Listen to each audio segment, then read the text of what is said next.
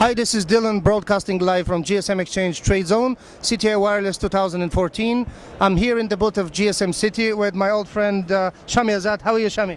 Good, how are you, Dylan? Very well, thank you, Shami. It's always good to start on a good note, right? Of course, definitely. A platform to build on. You're in business for a long time, we know each other really well.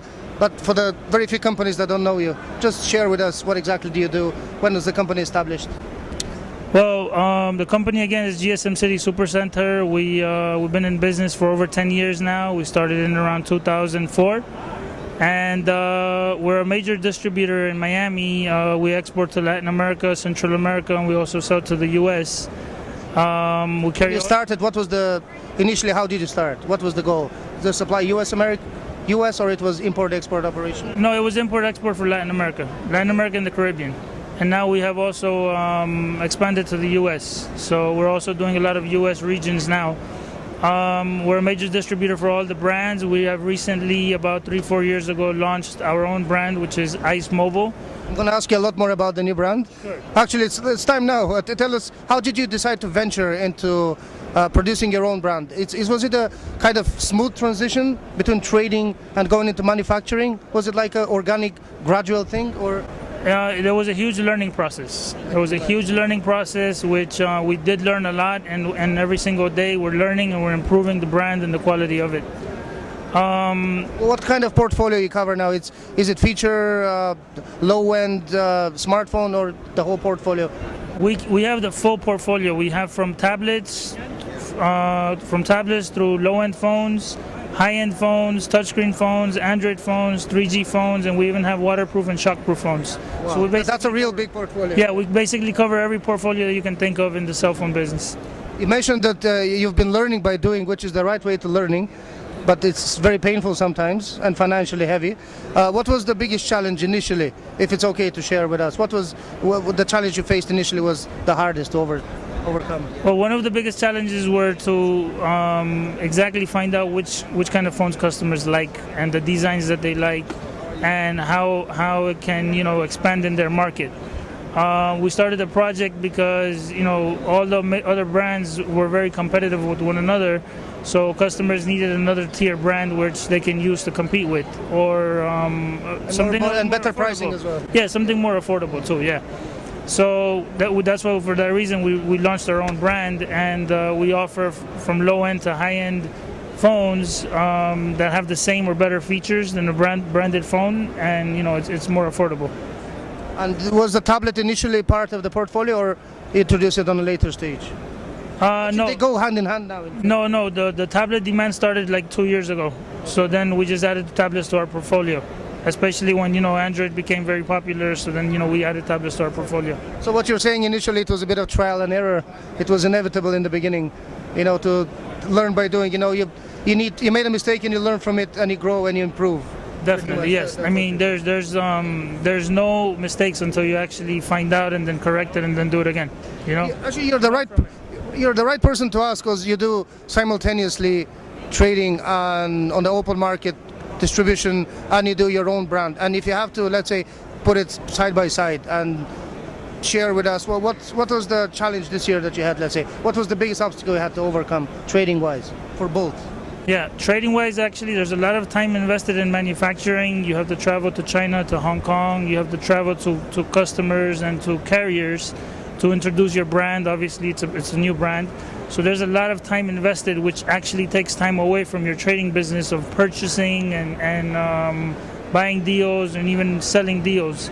But for that, you have to get the right people and put them in the right places for them to handle and organize everything. So basically, if you organize yourself well, then it's manageable. Yeah, but if you try to do everything like me, then Your honesty is actually it's an eye opener. I appreciate that, and I can't help but ask. Today the new iPhone was unveiled, and I know that you do Apple products as well. And do you think that's going to be a game changer in terms of not the consumer side of it, in terms of trading? Will that improve? Will that help that year finish on a high note trading-wise? Do you think that? I definitely think it will, because from the iPhone 5 to the iPhone 5S, there weren't many changes except the operating. Yeah. It was just basically an operating system and a faster processor. But this time the phone is actually redesigned, and it has a bigger screen, and it's just completely different. So I think it'll definitely be a game changer, and I think it will definitely take a lot of market share this time, more than it did last year.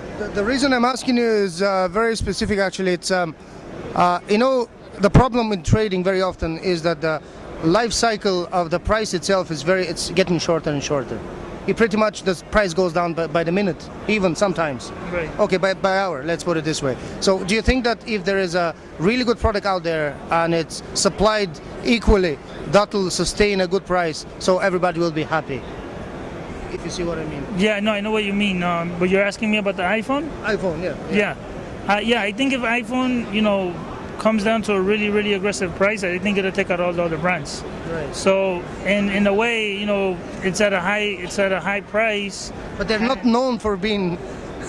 Right. They're not known to be sold cheap. Yeah. So for this reason, people do make phones with the similar features or whatever, so they can actually be under Apple's price. But if Apple does one day decide to drop their price, it will affect a lot of brands. I don't think that's going to happen the way it goes. That's not going to happen. Yeah, that's definitely not going to happen because they have their price set.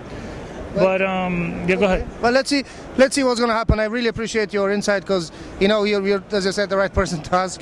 You do the distributing, you do your own brand at the same time, so you face different challenges on a daily basis, and your sharing makes a big difference. Thank you for being with us as an exhibitor. Thank you for being a GSM Exchange member for so long. Last but not least, if you had to single out one feature or service on GSM Exchange that benefited you the most, which one would be? Well, open to criticism too. Yeah, no. I think one of the biggest advantage that GSM Exchange has is the customer service.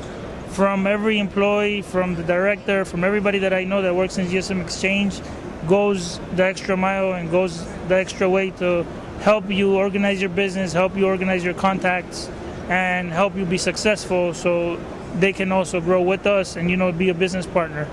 They do a lot of work when they give you references for other vendors or suppliers or customers. When you actually kind of guarantee that this guy is good, you could work with him, and with your recommendations of our company and our brand really helps us. So the customer service, there's so many things, but I'm truly happy with the customer service that we have from GSM. Thank you for the kind words. That's what we're striving for. Obviously, there is room for improvement. We'll keep up the good word. We'll keep improving. I really appreciate being with us as an exhibitor, as a friend, as a member for so long. Thank you, Shami. I appreciate it as well. Thank you. My pleasure. Thanks, Shami.